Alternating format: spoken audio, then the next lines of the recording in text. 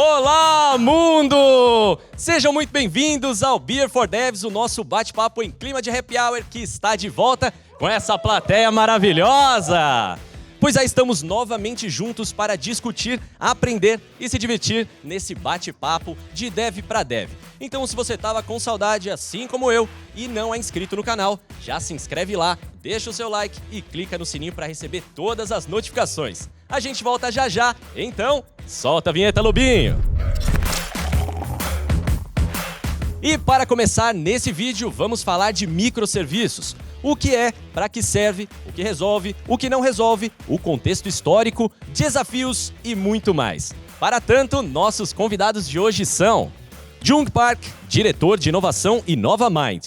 Herbert Souza, master de full stack na TOTUS. Felipe Abou, head de produtos e Nova Mind. E Felipe Conte, master de full stack na TOTUS. E quem vai conduzir o bate-papo por aqui. Vai que é sua, Felipe! Legal, obrigado, Maurício. Vamos lá.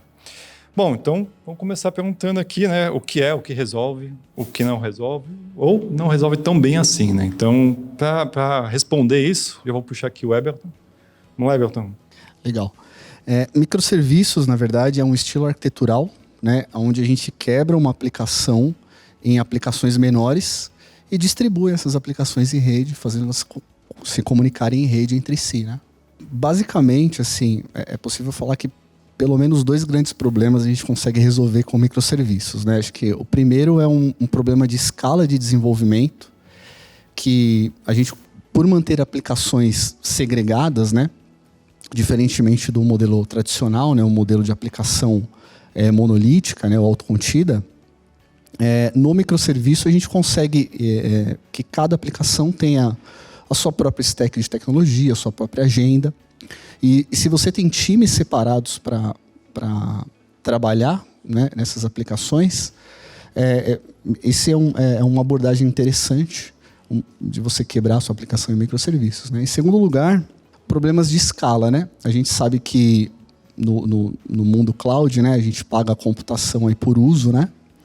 E diante desse cenário, se você tem uma aplicação inteira para escalar, onde apenas uma parte da aplicação ela é demandada, é o caso que acontece muito com as aplicações autocontidas, né, com os monolitos, essa escala horizontal ela acaba ficando um pouco mais cara. Então, com microserviço, você consegue focar e escalar exatamente aquele módulo que está dando problema, né? Então, tudo é custo, no fim das contas, né? Então, onde a gente puder economizar ou não desperdiçar, sempre melhor, né? Então, tem essa parte de escala de pessoas, desenvolvimento, tem um pouco a ver com isso, que é a hora de pessoas que você acaba gastando. Sim. Quando você não consegue escalar, né, essas pessoas em si. Legal. Isso é algo que ajuda, resolve, né? Mas e o que a gente pode trazer que não ajuda, no fim das contas? O que não resolve? Exato. Uma arquitetura baseada em microserviços, a gente basicamente pega um módulo, né, ou um módulo que está dentro de um sistema autocontido de um único artefato, e a gente distribui isso em rede. E a gente sabe que a rede muitas vezes é o ponto mais instável ali do parque tecnológico que a empresa tem, né? Então, a principal desvantagem do microserviço é você estar preparado para rodar em ambientes aí onde não são tão estáveis assim, né? Tem mecanismos ali de contingência e tudo mais. Talvez, dentre as desvantagens, essa que eu vejo como sendo a mais problemática, né? Então, isso é um pouco dos problemas de sistemas distribuídos, né? Então, cara, tudo que envolve sistemas que você distribui, você acaba, quando você começa a quebrar mais em serviços, você começa a ter mais problemas, várias pontas para tentar resolver, né? Justo. Legal, falamos um pouco do que resolve, o que não resolve. Mas legal, como que a gente chegou até isso, né? Qual que é o contexto histórico dos microserviços? O que nos trazem até hoje aqui nessa conversa aqui? Bacana. Não é de hoje, né, que a gente constrói sistemas distribuídos em rede, né, e meios não seguros, né? A gente tem talvez uma arquitetura muito popular ali no final da década de 90, é a arquitetura SOA, muito popularizada, né, como que a gente aprendeu aí na universidade. Foi um pouco depois, né? Não foi nos anos 90, mas beleza. Exato. Eu trouxe uma colinha aqui até para não ficar só na minha memória, né? Então a gente tem o SOA, né, no final da década de 90 surgindo. No começo dos anos 2000, a tecnologia REST, né, que veio facilitar, simplificar o uso do protocolo que era utilizado por padrão SOA, que era o SOAP, né? Um protocolo bastante schema on write, vamos dizer assim. Em 2001, o próprio Manifesto Ágil, né? 2009 foi a popularização do DevOps. 2010, o início da cloud com a AWS trazendo esse C2 para o mercado, né? Em 2012, a Heroku ela publica os 12 fatores. Isso foi um marco interessante, porque apesar da cloud surgir em 2010, com o EC2, a área de TI como um todo não sabia tirar o melhor proveito de um sistema na nuvem, né? O que a gente estava tentando fazer muitas vezes era replicar a experiência que a gente tinha de desenvolvimento on-premises na nuvem, o que muitas vezes acabava ou causando muito custo, né? Ou tendo algumas surpresas, porque muitas aplicações, muitos servidores acabam sendo efêmeros, né? E a gente acabava perdendo informações, né? Então, os 12 fatores acho que foi um ponto muito importante. Em 2012 também, o Martin Fowler, ele cunhou o termo microserviços, né? O interessante de reparar que ele foi cunhado em 2012, um ano antes do lançamento do Docker, né, que foi em 2013, e do Kubernetes, que foi em 2014. A popularidade dos microserviços, ela se deu mais ou menos por volta de 2014, e ela subiu nas costas de toda essa infraestrutura, né, esse tooling e de metodologias que surgiram, que viabilizou, deixou viável esse tipo de arquitetura, né? Essa abordagem arquitetural. Então, usar microserviços hoje representa você ter um ferramental, um tooling legal de DevOps, de automação, para que você consiga escalar os seus microserviços, de preferência containerizados, né? Não é a única forma de fazer microserviço, a gente sabe, mas é super recomendável, né? O Docker e o Kubernetes, eles ajudam bastante nisso. E em nuvem, né? Acho que... assim, como você comentou, dá, né? Mas o trabalho para você fazer isso, chegar, né, orquestrar esses serviços sem um ferramental adequado, cara, é muito trabalho. Justo. Nossa, é muito, muito esforço. Então, que nem o Alberto comentou um pouquinho de monólitos e microserviços em si, né? Essa jornada, acho que tem um pouco mais de espaço para a gente falar, né? Mais coisas para... Essa jornada não é tão simples assim para chegar nisso, né? A gente sabe que a gente tem toda uma metodologia, formas de quebrar isso, né? Ou até não, né? Ou não é um ponto interessante a trazer aqui. Microserviços, cara, é muito legal, vamos ter que quebrar em microserviços? Não é sempre assim que você faz, né? Então, dependendo das aplicações, dependendo da demanda que você tem, não há uma necessidade em si de você quebrar no microserviço em si, e tão granular assim, né? Com certeza, com certeza. Os microserviços têm estado num hype assim, né, nos últimos tempos. Aí o pessoal começa a achar que microserviço é solução para tudo, né? Mas, assim, é uma abordagem arquitetônica como qualquer outra.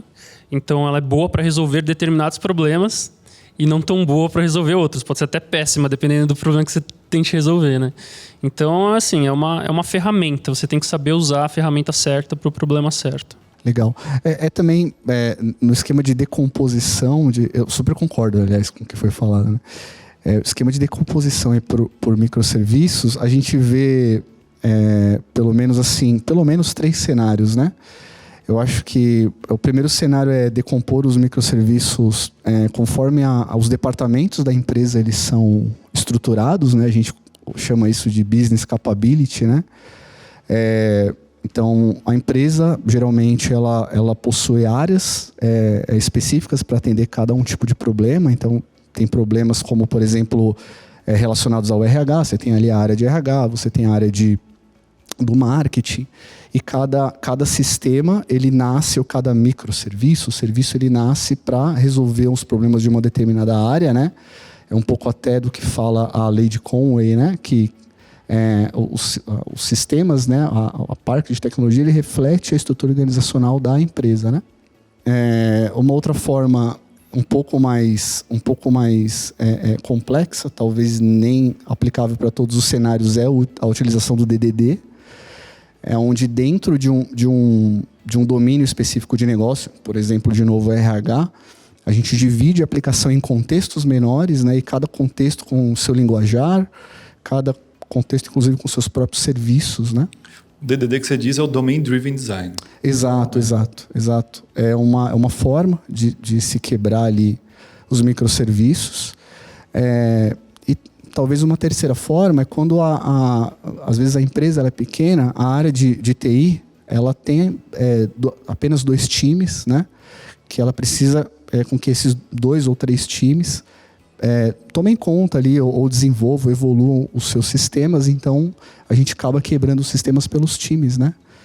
Eu acho que você tocou nos pontos aí bem interessantes, que uma coisa assim que eu fazia um paralelo, né? Antigamente você pegava um organograma de uma empresa e você conseguia ver a cara de uma empresa. Hoje você pega o stack de uma empresa e consegue pegar e descrever aquela empresa, né? Como que o mundo mudou hoje, né?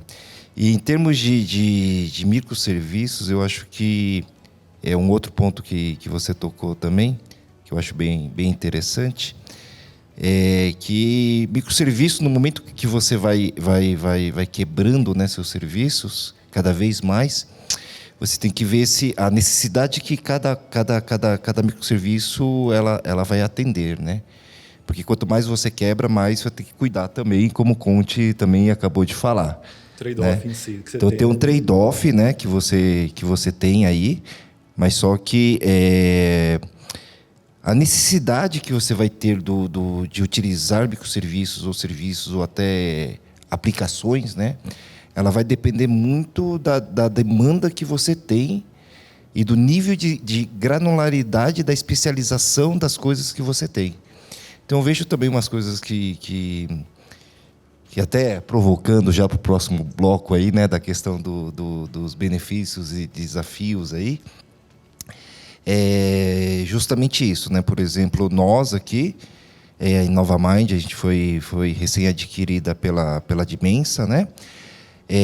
Se não existisse hoje a possibilidade, ou quando a gente nasceu, utilizar microserviços e toda a infraestrutura em cloud, eu diria que a gente nem teria chegado até aqui, né? Não teria nem como a gente nascer, né? Então, é a mesma coisa quando a gente fala de diversas startups hoje, fintechs, né? Que elas rodam tudo em cloud, isso é tudo viabilizado pela infraestrutura em cloud, porque não tem o custo de investimento, né? Inicial cara, como que você vai chegar e comprar super máquinas, super servidores, né? Como que você vai amortizar todo esse custo, né? Sendo que também outro ponto que toda a arquitetura e todos os serviços e servidores e novas tecnologias, elas ficam obsoletas muito rapidamente, né? Coisa que você falou de Kubernetes, coisas assim, né? Começou lá em 2014, mas pegou mesmo, cara, em 2018, 2019, né? E na verdade o pessoal está pegando ainda, né? Então a coisa é muito rápida, né? E uma coisa também que é interessante é que na metodologia, né, ou se não pelo menos que na verdade até o termo que utilizam aí para a gente mudou, né? Antigamente eram programadores e agora são devs, né? São devs, DevOps, né? Isso aí tudo marca, para mim, assim, eu vejo que isso aí marca uma transição, sabe? Então, assim, não é mais programador, são desenvolvedores, né? Então, ele até na nomenclatura, né, da importância dessa figura, né, ela muda, né? Então, vamos chamar assim, o cara era aquele programador, né? Chama lá o programador, certo? Agora não, chama o dev. Eu chamo o DevOps. DevOps é o cara, né? Então, né? Então isso daí ele pega e marca, né? Eu acho que tem essa questão aí também que vem com os microserviços e vem com toda a infraestrutura cloud, toda uma questão também cultural e a valorização, sabe? Não a valorização, mas é um outro nível de profissional que nasce, sabe? Então ele marca os novos profissionais. Obviamente, né, todo mundo sabe aqui no mercado, né, a gente está num nível de desemprego gigante aqui, né? Estou fazendo um contexto aqui, né, mas só que a gente está num nível de desemprego gigante, certo? Mas só qual que é a maior demanda que tem? né, no mercado, né? Sem dúvida, entendeu? É tecnologia, certo? Não tem dúvida nisso, né? E todas as empresas estão procurando devs, né? Estão procurando devs, DevOps, certo? Não estou procurando mais programadores, estou procurando devs. É diferente. Isso aí significa o quê, né? No meu entender, não está procurando, as empresas não estão mais procurando programadores para desenvolver softwares, né, on-premise, como era antigamente, coisas assim, né? Hoje os caras estão procurando devs que conseguem trabalhar e programar em multilinguagem, em multiclouds, né, em serviços e microserviços. Isso daí é numa outra complexidade, né? Que aí não é somente fazer código de programa, é conhecer toda a parte de infra, toda a parte de orquestração, distribuição, escalabilidade, né? Resiliência. É interessante se abordar, né, sobre a mentalidade, né, do dev, né? Realmente, as preocupações que um programador que programa para a nuvem e programa em serviços, microserviços, elas mudaram um pouco, né? Até os 12 fatores, né, Conte? Eles falam bastante sobre esse framework, né, essa forma de trabalho, de se desenvolver aplicações, né? Sim, eu lembro assim, que quando tinha o Heroku, né? Então todo mundo falou, cara, você vai começar a montar um stack do zero, cara, você tá maluco, né? Pega lá, utiliza o Heroku e resolve sua vida. Mas só que ele resolve sua vida até um determinado ponto. Chega uma hora que, né, com as diversas empresas nas suas transformações digitais, não dá para usar Heroku, certo? Você tem que começar a utilizar serviços, suas aplicações próprias e seus stacks, né? Não é um stack, não são diversos stacks, né? A complexidade vai aumentando, né? Exato. Conforme vai aumentando. Um outro ponto que eu acho interessante que está relacionado a esses fatos que vocês mencionaram é que, assim, eu vejo que os microserviços eles surgiram tendo como assim, um pré-requisito, né, essa questão da infraestrutura em cloud, mas ele também vem acompanhado de toda uma mudança na metodologia de trabalho, né?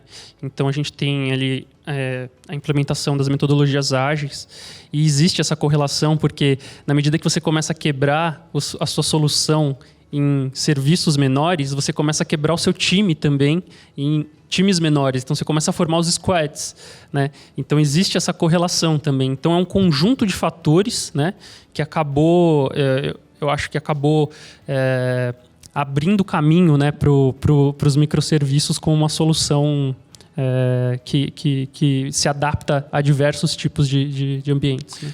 Legal você tocar nesse ponto, que é justamente onde a gente vai entrar com mais profundidade no próximo bloco das vantagens e desvantagens.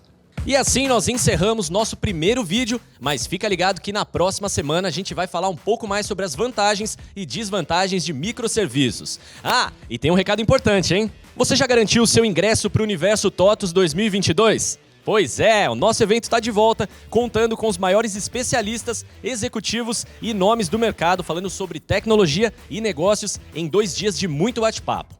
O Universo TOTUS acontece nos dias 14 e 15 de junho, no Expo Center Norte, em São Paulo. Então acessa universototus.com e garanta já o seu ingresso. A gente fica por aqui e até a próxima semana.